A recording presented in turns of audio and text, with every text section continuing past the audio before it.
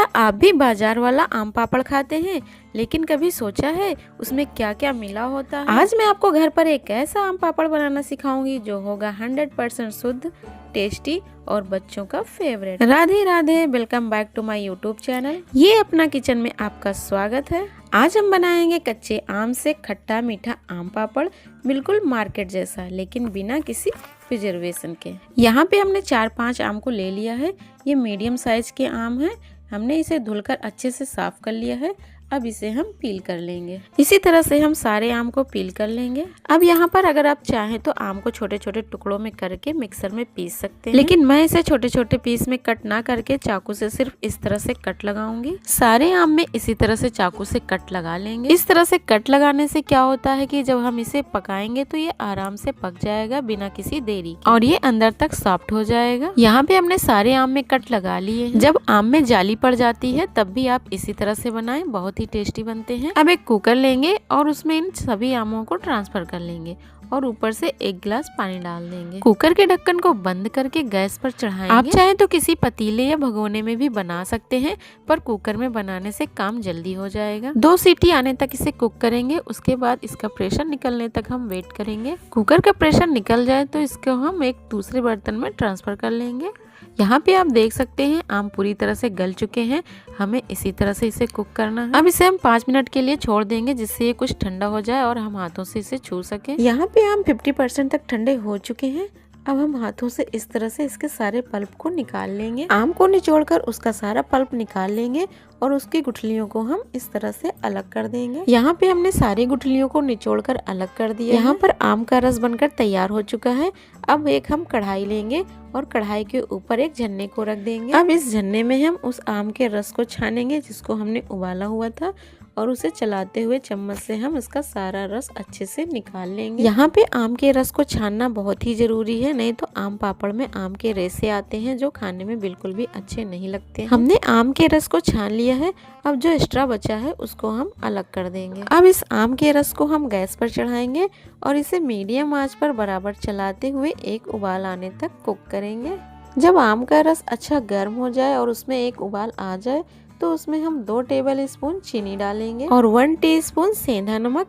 आप चाहें तो काला नमक भी डाल सकते हैं। और अगर आप इसे थोड़ा स्पाइसी बनाना चाहते हैं तो 1 टीस्पून इसमें चाट मसाला और ½ टीस्पून इसमें चिली फ्लेक्स भी ऐड कर सकते हैं। पर मैं इसमें कोई भी मसाला ऐड नहीं कर रही हूँ, जिससे कि ये बच्चे भी खा सके। अब इसे लगातार चलाते हुए 10 से 12 मिनट तक कुक करेंगे, जब तक कि इसका कलर थोड़ा चेंज ना हो जाए और ये पहले से थिक ना हो जाए। आम रस को कुक होते हुए पूरे 12 मिनट हो चुके हैं।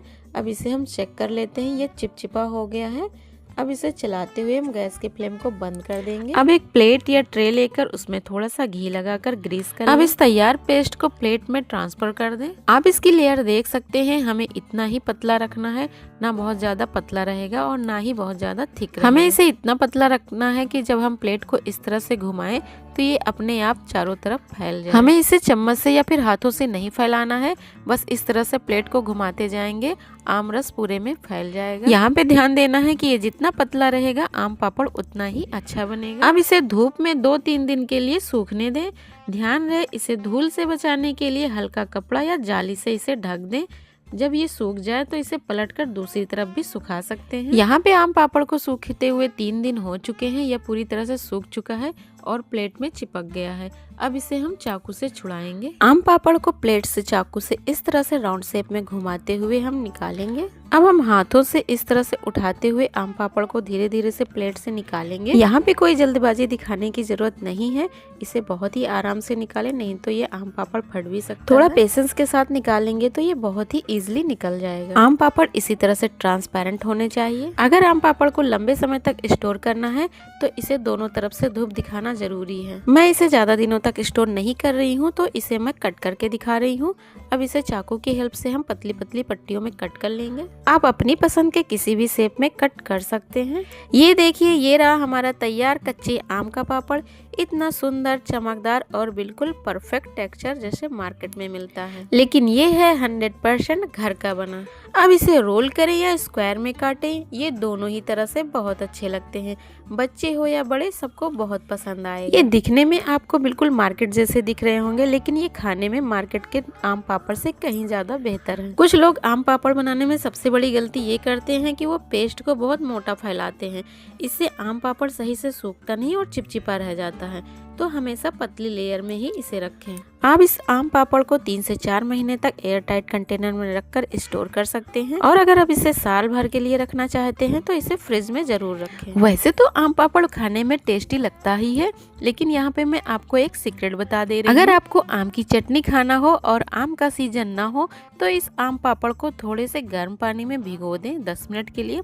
फिर इसमें हरी धनिया, लहसुन, हरा मिर्च और जीरा डालकर इसकी चटनी बना ले। ये बहुत ही टेस्टी आम की चटनी बनकर तैयार हो जाएगी। इस तरह से हमने आम पापड़ को कुछ रोल कर लिया है और कुछ स्क्वायर में कट कर लिया है। थोड़े से स्क्वायर कट आम पापड़ में हमने चिली फ्लेक्स मिला लिया है, जिससे ये खाने में काफी स्पाइसी लगते हैं, तो बहुत ही अच्छा लगता है। इस आम पापड़ को जब आप अपने हाथों से छुएंगे ना, तो इसकी सॉफ्टनेस और हल्की सी चिपचिपाहट आपको बता देगी कि ये बिल्कुल सही तरीके से तैयार हुआ है। और जैसे ही आप इसका एक छोटा टुकड़ा खाएंगे, पहले आएगा खट्टा स्वाद, फिर धीरे धीरे मीठापन और लास्ट में आएगा नमकीन ट्विस्ट। बस यही परफेक्ट बैलेंस ही इस आम पापड़ को इतना खास बनाता है। अगर आपको भी इस आम पापड़ को 2-3 महीने के लिए स्टोर करना है तो इसे एयर टाइट कंटेनर में रखें, ये बिल्कुल फ्रेश रहेगा। लेकिन सच बताऊं, ये इतना टेस्टी होता है कि 2-3 दिन में ही खत्म हो जाएगा। और आम का सीजन भी स्टार्ट हो चुका है, सभी घरों में आम आने भी लगे हैं, इसलिए इस रेसिपी को एक बार बनाकर जरूर ट्राई करें। यकीन मानिए आप बार बार बनाना पसंद करेंगे। बचपन की यादें ताज़ा करने वाला ये आम पापड़ अगर आपको पसंद आया हो तो वीडियो को लाइक ज़रूर करें, और ऐसे ही होममेड और हेल्दी रेसिपी के लिए हमारे चैनल को सब्सक्राइब करना बिल्कुल ना भूलें। मिलते हैं नेक्स्ट वीडियो में एक हेल्दी एंड टेस्टी रेसिपी के साथ। धन्यवाद।